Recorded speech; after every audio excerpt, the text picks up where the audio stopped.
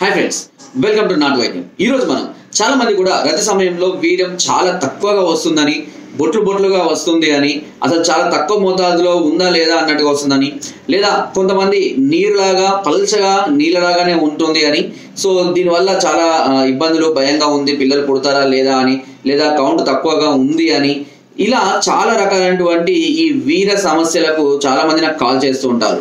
ఇలాంటి అన్ని సమస్యలకు ఒకే అద్భుతమైనటువంటి చిట్కా ఉంది అండి. సో ఆ చిట్కా ఏంటో చెప్తాను. ఇది ఎలాంటి వారు ఉపయోగించాలి అంటే, రతిలో పార్టిసిపేట్ చేసేటప్పుడు వీర్యం చాలా తక్కువగా వస్తుంది, చుక్కలుగా వస్తుంది అనుకునేవారు, వీరకణాల సంఖ్య తక్కువగా ఉంది, లేదా వాటి యొక్క మోటిలిటీ చెరడము తక్కువగా ఉంది, వీరకణాలు పెంచుకోవాలి, పిల్లల కోసం ప్రయత్నం చేసేవాళ్ళు, అదేవిధంగా వీర్యం పలచగా వస్తుందని, నీళ్ళుగా వస్తుంది, చిక్కగా రావాలి అని అనుకునే వాళ్ళకు ఈ చిట్కా అనేది చాలా అద్భుతంగా పనిచేస్తుంది. ఇది అన్ని రకాలైనటువంటి వీర దోషాలను తొలగించడానికి కూడా చాలా అద్భుతంగా పనిచేస్తుంది. వీర్యం యొక్క క్వాలిటీని పెంచడానికి, క్వాంటిటీని పెంచడానికి కూడా ఈ చిట్కా చాలా అద్భుతంగా పనిచేస్తుంది. సో దీనికి కావాల్సిన ఐటమ్స్ వచ్చేసి కేవలం నాలుగే ఐటమ్స్. ఇవన్నీ కూడా మనకు అందుబాటులో ఉండేటివే, అందరికీ దొరికేటివే. ఒకటి వచ్చేసి మర్రికాయలు. మర్రి చెట్టు చాలా మంది తెలుసు కదా, మర్రి చెట్టు, ఊడల చెట్టు. ఈ మర్రి చెట్టు యొక్క కాయలు కింద రాలిపోతూ ఉంటాయి, లేదా తెంపుకోవచ్చు కూడా. ఈ రాలిన కాయల్ని కానివ్వండి, లేదా తెంపిన కాయలు పక్వానికి వచ్చి, అంటే పండిన తర్వాత రాలిపోయిన కాయల్ని తీసుకొని వచ్చి బాగా ఎండబెట్టి దంచి పొడి చేసుకోవాలి.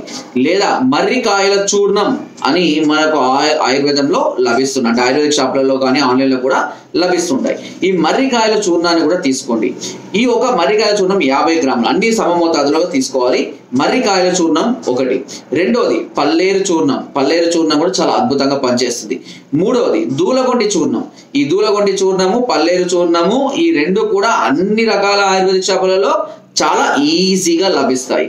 ఇవన్నీ కూడా మూడు కూడా సమభాగాలుగా తీసుకొని బాగా కలుపుకొని, దీనికి సమానంగా లేదా కొంచెం తక్కువ మోతాదులో కండ చక్కెరను పటిక బెల్లం అని కూడా పిలుస్తూ ఉంటాము. చక్కెర గడ్డల్లాగా ఉంటుంది కదా, నవ్వుపోతు అని పిలుస్తూ ఉంటారు, చాలా రకాల పేర్లు ఉన్నాయి.